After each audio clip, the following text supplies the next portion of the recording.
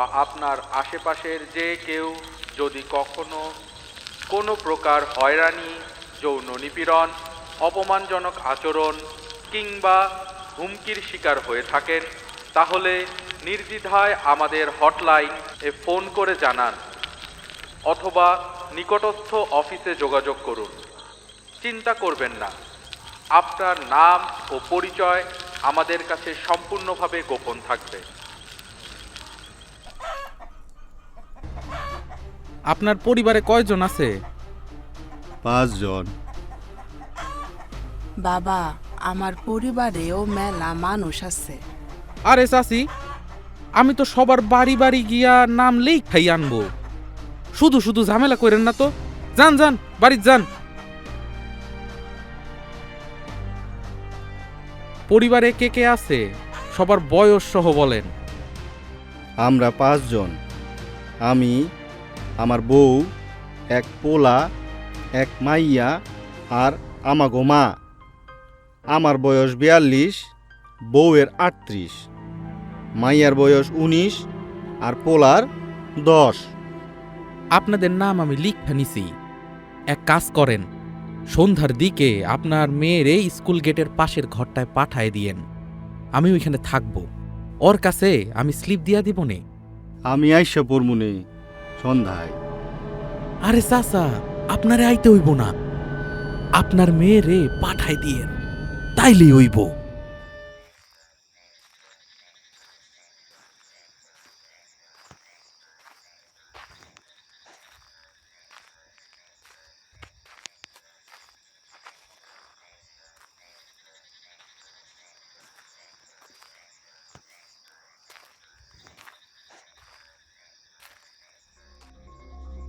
আরে আসো, বসো এখানে।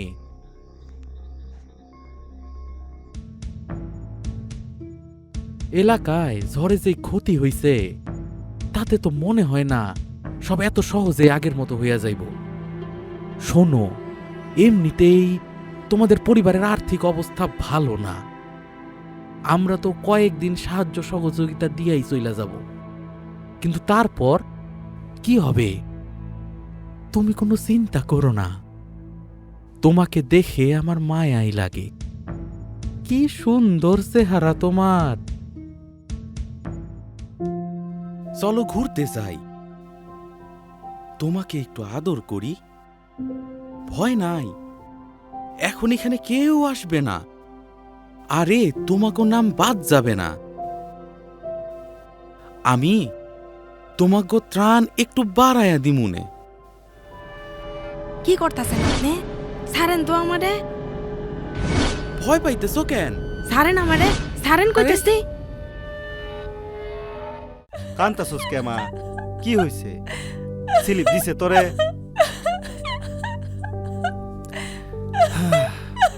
কি আর করার মা, আমাগো মতো অসহায় মানুষগুলোর সাথেই সব সময় এমন হয়। এই ব্যাপারটা তো আমাকে জানানো দরকার, এমন হইলে তো বিপদ। কার কাছে কম? আর এগুলো কইয়াই বা কোনো লাভ আছে? কেন লাভ থাকবো না? এটা তো মাইনা নেওয়া যায় না। মায়ে ঠিকই কইছে। কেন সকালে মাইকে কইরা কি কইতাছিল তোমরা হুনো নাই?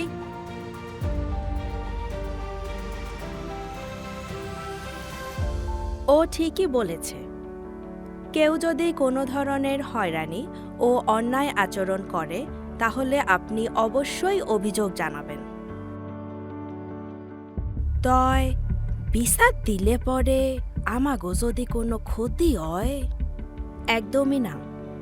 অভিযোগ গ্রহণের সময় আপনার পরিচয় গোপন রাখা হবে। এতে আপনার কিংবা আপনার পরিবারের সহায়তা পেতে কোনো অসুবিধা হবে না।